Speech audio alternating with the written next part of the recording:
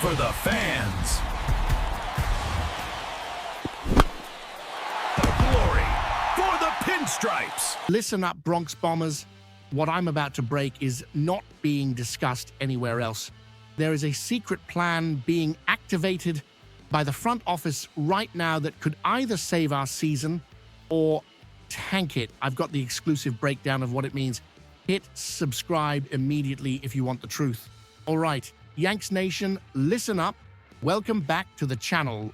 I've been digging behind the scenes, talking to some sources and analyzing the chatter, and there's one name that just won't die, a name that gets every Yankees fan's heart pumping a little faster: Bryce Harper. The conversation is heating up again, fueled by some recent comments, notably from Joel Sherman over at the New York Post, who mentioned he wouldn't be 100% shocked if the Phillies explored a Harper trade this offseason. Now, before we all start ordering pinstripes with the number 3 on the back, we need to have a serious talk based on facts, not nostalgia. I know what you're all thinking. We missed him. 7 years ago when he was 26, he was a free agent, and the Yankees, well, they essentially took a pass. Watching him go to Philly hurt, and watching him carry that team on playoff runs hurt even more. He's got the swagger, the raw power, the hard-nosed play. He just looks like a Yankee, but here's the cold, hard reality of October 2025. This is not the same scenario. We are talking about a Bryce Harper who just turned 33 years old. Sherman raised the most crucial point. Harper plays a violent game. He runs hard, he slides hard, he swings out of his shoes. That takes a toll. This past season, he had what was, by his MVP standards, considered a down year. Of course, a down year for Harper is still 27 homers and an 844 OPS. A lot of guys would kill for that right now. But the issue isn't what he did, it's what he will do. And more importantly, the contract. Harper still has 6 seasons left on that massive 13-year, $330 million deal.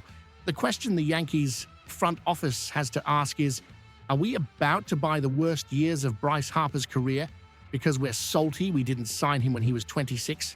That is a massive risk.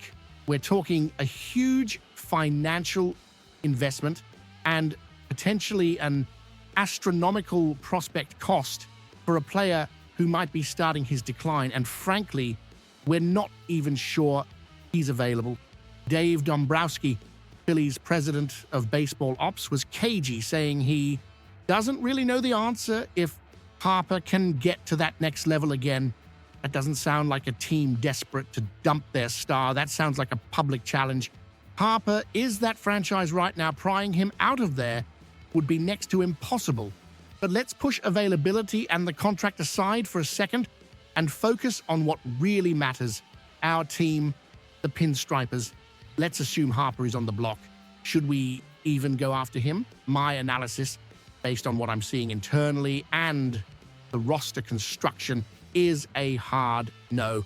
And the main reason has a name: Ben Rice. What you saw from Ben Rice this year was not a fluke. The kid is legit. We're talking 26 home runs with an 836 OPS in his first real taste of the show. I've dove into his batted ball data, the metrics, the barrel rate, the hard hit rate. It's all elite. The organization is sky high on him. He is our first baseman of the future, and the future is now. Are you really going to block the development of a cheap, controllable asset like Rice to bring in a 33-year-old on a monster contract to play first base? That's terrible roster management. Oh, but we can move him back to right field, some of you might say. Okay, let's play that out. If Harper goes to right field, that means our captain, Aaron Judge, has to move back to center field full time. Think about that. We spent the last few seasons desperately trying to get Judge out of center field to protect his body, to keep his legs fresh, to preserve his long-term health. And now we're going to throw him right back out there in the most physically demanding spotter on the diamond just to accommodate Harper, it makes zero strategic sense. The reality is, if the Bronx Bombers are going to use their resources, and they have resources, we are the evil empire after all, they need to be smarter. This offseason's free agent market offers options that fit our current needs much better without demanding a devastating prospect haul. Kyle Tucker is sitting right there. Cody Bellinger is sitting right there. Both are younger, both play the outfield. Tucker gives you elite defense and that sweet lefty swing for the porch. Bellinger gives you versatility and bounce back potential. Those are the moves a championship caliber front office makes. Going after Harper now is a nostalgia move, not a strategy move.